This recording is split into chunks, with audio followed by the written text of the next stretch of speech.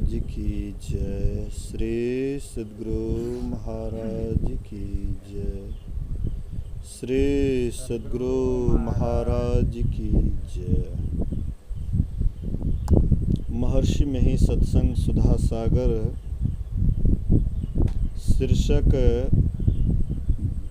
भौतिक चीज़ों से आत्मा को भिन्न करो। धर्मानुरागिनी प्यारी जनता, मैं आपको संतों का विचार सुनाने के लिए उपस्थित हूँ। मेरे जिम्मे श्री गुरु महाराज जी ने जनता की यही सेवा सौंपी है। आप लोग बचपन से सुन कर सीखे हैं। सीखे बिना हम संसार की वस्तुओं के उपयोग को नहीं समझते और न उन्हें व्यवहार में ही ला सकते हैं। इसलिए संतों ने अपना विचार सुनाकर लोगों का उपकार जहाँ तक हो सकता है किया है और यह सिलसिला अब तक जारी है। ईश्वर में मनुष्य मात्र को विश्वास रखना चाहिए। जो ईश्वर में विश्वास नहीं करते उनका भाग्य तब तक ठीक नहीं जब तक वे ईश्वर में विश्वास नहीं करते। संतों ने जो ईश्वर का निर्णय बताया है वह समझिए।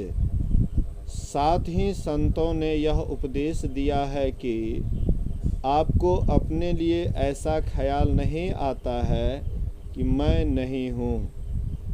अपनी स्थिति में आपको विश्वास है। कुछ तार्किक लोग अपनी स्थिति में विश्वास नहीं करते और न ईश्वर में ही। वे लोग संसार की वस्तुओं को लेकर ही उनमें अपना भला चाहते हैं, लेकिन संसार का इतिहास नहीं बताता कि संसार की वस्तुओं को लेकर किसी का भला हुआ है। संसार की वस्तु मिले, पूर्ण ऐश्वर्य मिले, इसी से भला होगा, ऐसा वे विचारते हैं। लेकिन पूर्ण ऐश्वर्य किनको प्राप्त हुआ? जिनके लिए कहा जाए उनमें कुछ न कुछ कमी अवश्य रह गई। जिनको पूर्ण ऐश्वर्य वाले समझते हैं उनमें भी कमी दरसती है। श्री राम भगवान को पूर्ण ऐश्वर्यवान मानते हैं, लेकिन उनका कहाँ तक भला हुआ जानिए। श्रद्धा एक दूसरी चीज़ है। श्री राम को संसार में आकर रोना पड़ा, संकट सहना पड़ा। अपने देश के लोग जो रामायण नहीं जानते हैं उनके लिए मैं दुख मानता हूँ। श्री राम के जीवन की कथा पढ़ने सुनने वाले रोते हैं। उन्हें महान दुख का भोग देखना पड़ा। यह दूसरी बात है कि वे महान योगी थे, उनकी लीला थी, लेकिन लीला में ही उन्होंने समझाया कि मेरे समान होते हुए दुख भोगना पड़ता है। इसलिए यह मानने योग्य नहीं कि फलाने को ऐश्वर्य मिला और उनके पास दुख फटका तक नहीं। भौतिक वस्तु को लेकर पूर्ण सुख, पूरा भला किसी को हुआ ऐसा नहीं देखा गया। कबीर साहब ने कहा है, तंधर सुखिया काहू न देखा, जो देखा सो दुखिया हो।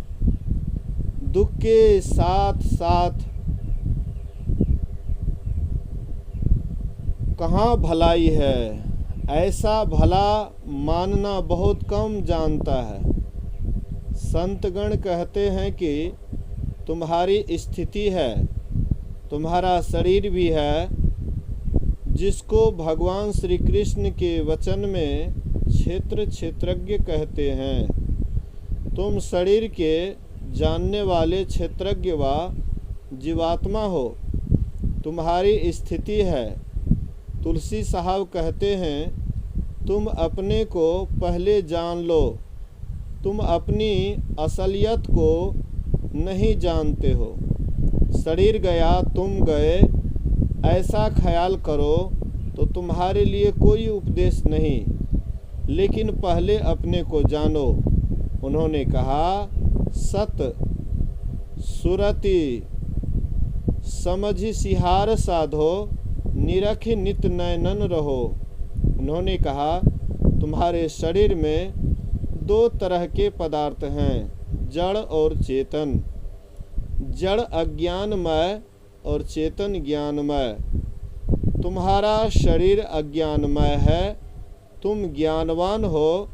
तुम इस शरीर में रहते हो तो शरीर ज्ञानमय है। अवस्था विशेष होने पर तुम्हारी इस शरीर में रहने पर भी यह जड़वत रहता है, जैसे सुषुप्ति अवस्था। जड़ तत्वों के मिलने से चेतन हो गया है, ऐसा यदि कहो तो दोनों भिन्न भिन्न पदार्थ हैं, जड़ और चेतन। जड़ ही चेतन का जनक हो, ऐसा नहीं हो सकता।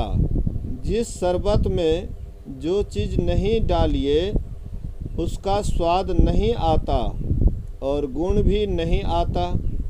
इसी तरह जड़ के मिलन से चेतन हो गया, ऐसा नहीं माना जा सकता।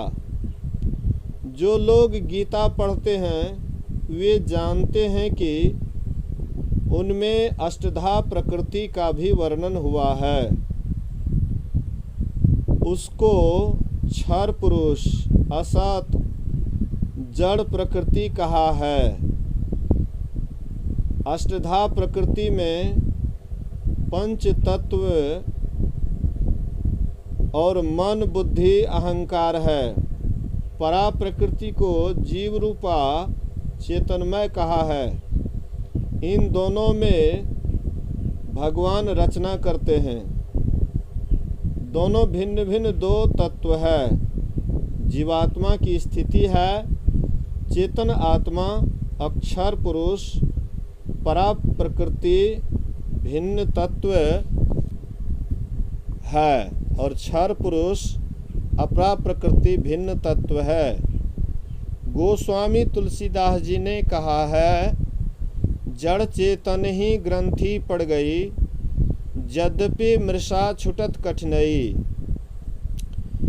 इस भूमंडल के किसी देश में रहो अथवा सूक्ष्म कारण महाकारण आदि मंडलों में, जब तक जहाँ कहीं भी रहो तब तक वह भला, जिसके साथ बुरा नहीं हो, ऐसा हो नहीं सकता।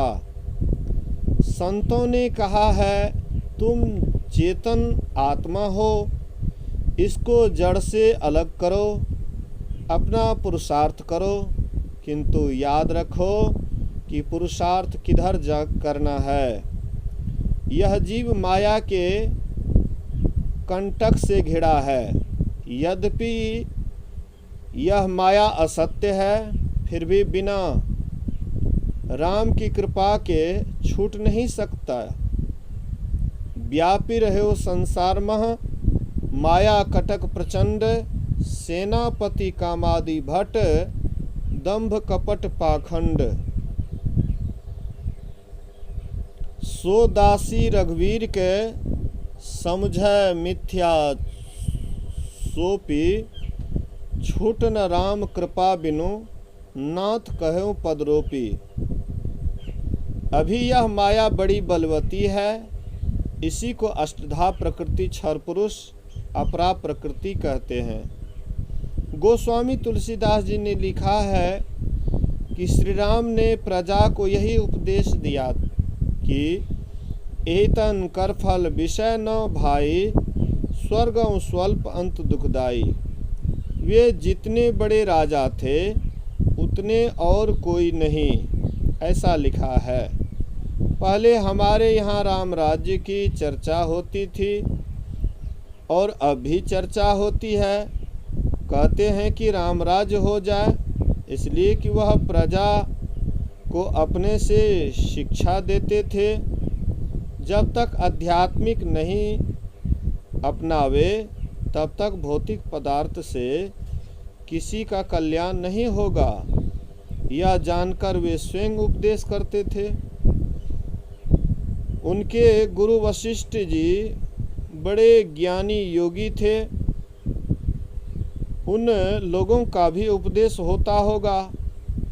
और फिर भी श्री राम ने अपने से उपदेश दिया, इसलिए कि उनके हाथों में शासन सूत्र था, मुनियों के हाथ में शासन सूत्र नहीं था।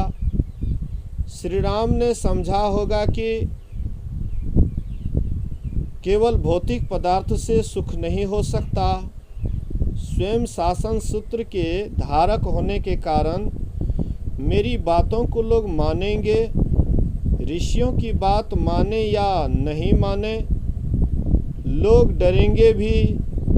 शासन सूत्रधारी की बात नहीं मानूं तो न जाने कोई हानि हो जाए। इसका फल यह हुआ कि सब उदार, सब पर उपकारी हो गए। विचारिए, जिस देश में सब उदार हैं, संकीर्णता हृदय में नहीं है, दूसरे का उपकार लोग करते हैं, वह देश कैसा होगा। देश में खर्च होना चाहिए प्रबंध के लिए। उस खर्च को जुटा देने के लिए लोग हिचकते नहीं होंगे। देश में जो एक के पास थोड़ा है और दूसरे के पास अधिक है, तो अधिक वाले से मांग करते हैं। एक नेता हमारे देश के, लेकिन केवल इससे कहाँ तक शांति आ सकती है। यद्यपि लोग जानते हैं कि आज कैसा समय आया है, विशेष जमीन किसी को नहीं रहेगी। लोगों ने जमीन दान दी है, ऐसी जमीन जिस जमीन को पाने वाला न जाने उसे कब उपजा सकेगा। या तो बालू बुर्ज है, या जलमय है, या पत्थरमय है। अवश्य ही दान में कुछ अच्छी जमीन भी दी गई। कहीं कहीं दान देने वालों और दान दिलाने वालों के बीच संघर्ष भी हुआ।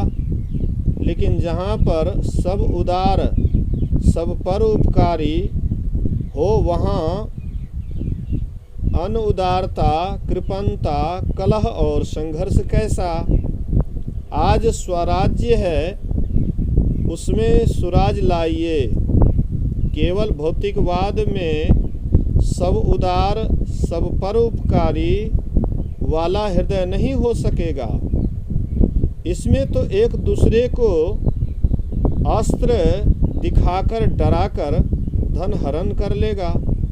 आध्यात्मिकता में परहित रत होने का गुण है, आधी भौतिकता में नहीं। अपना भला तभी होगा जब ईश्वर भक्ति करो। अध्यात्म ज्ञान इतना ही नहीं है कि पढ़ लिया, लिख लिया, सुन लिया। अध्यात्म ज्ञान प्राप्त कर लिया और कहने लगे अहम ब्रह्मास्मि। यह कहने की बात नहीं है, कर्म में लाने की बात है। दूसरी ओर है ईश्वर भक्ति करो, इसी में कल्याण है। ईश्वर भक्ति के लिए ईश्वर स्वरूप जानो, यह ज्ञान है। फिर उसको पाओ कैसे, इसके लिए यत्न करो, यही भक्ति है। रामचरितमानस में लिखा है, व्यापक व्याप्य अखंड अनंता, अखिल अमोघ शक्ति भगवंता। व्याप्य में व्यापक है, या समझो तो व्याप्य और व्यापक वही है। उसका कहीं अंत नहीं है, वाणी से वर्णन होने योग्य नहीं है। प्रकृति को भरकर और कितना विशेष है कहा नहीं जा सकता, इसलिए कि वह अनंत है। शेष अगले दिन। श्री सद्गुरु महाराज की जय।